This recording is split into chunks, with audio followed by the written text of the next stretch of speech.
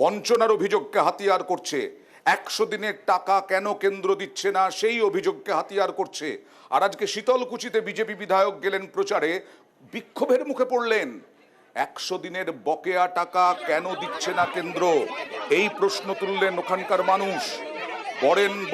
বরেনচন্দ্র বর্মন, তাকে ঘিরে বিক্ষোভ দেখছেন শীতলকুচিতে। শালবাড়িতে বিধায়ককে ঘিরে বিক্ষোভ, উত্তেজনা। ঘটনার পর তৃণমূল বিজেপি চাপানুতোর, দেখছেন সেই ছবি।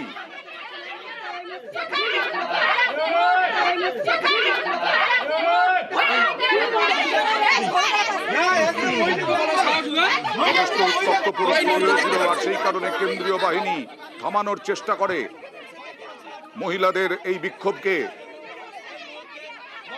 কথা বলবো প্রতিনিধি রাজেশের সঙ্গে। রাজেশ, যিনি বিধায়ক হন বা সাংসদ হন, যিনি যাবেন এই বিক্ষোভের মুখে পড়তে হবে, এরকমটাই কি এবার থেকে শুরু হলো? দেখো, তুমি ঠিক যেটা বলছিলে যে আজ শীতলকুচি ছোট সারবাড়ি এলাকায় শীতলকুচি বিধানসভা বিজেপি বিধায়ক বরেন বর্মন সেখানে গেলে বরেন বর্মনকে দেখে কিন্তু এলাকাবাসীরা বিক্ষোভ দেখাতে থাকে। তাদের একটাই দাবি, 100 দিনের বকেয়া টাকা কেন্দ্র দিচ্ছে না।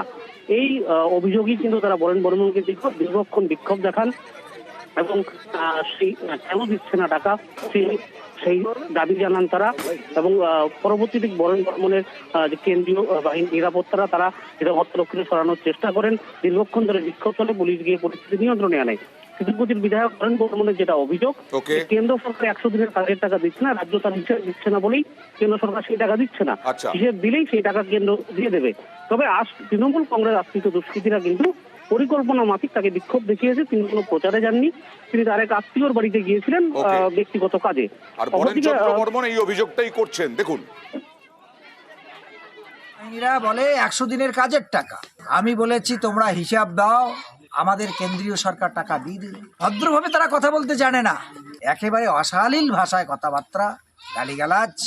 ওসি সাহেবকে ফোন করা হয়েছিল, ওসির তরফ থেকে কোনো রকম পজিটিভ পদক্ষেপ আমি দেখিনি। একজন বিধায়ক, নির্বাচিত প্রতিনিধি, তার আত্মীয়ের বাড়িতে যেতে হলে নাকি পুলিশের কাছে ইনফরমেশন দিতে হবে, ওসি সাহেব তাই বললেন। তিনি একজন রাজবংশী সমাজের মানুষ, তার উপস্থিতিতে 250 কোটি টাকার ঘোষণা করেছিল পঞ্চানন বর্মার স্ট্যাচু বসানোর জন্য। সে নিয়ে দলের উচ্চ কর্তৃপক্ষের সঙ্গে যোগাযোগও করতে পারেননি। তারও উদ্যোগ, তারও মুখে কখনো পঞ্চানন বর্মার বাড়ি সংস্কারের দাবি, কিংবা যেখানে দ্বিতীয় ক্যাম্পাস তৈরি হচ্ছে তার রাস্তার ব্যবস্থার রাস্তাঘাট তৈরি করার জন্য তিনি কখনো এমপি ফান্ড, কখনো এমএলএ ফান্ড দিয়ে 1 কিমি রাস্তা তৈরি করার উদ্যোগ গ্রহণ করেননি। আর যে কোনো ভোট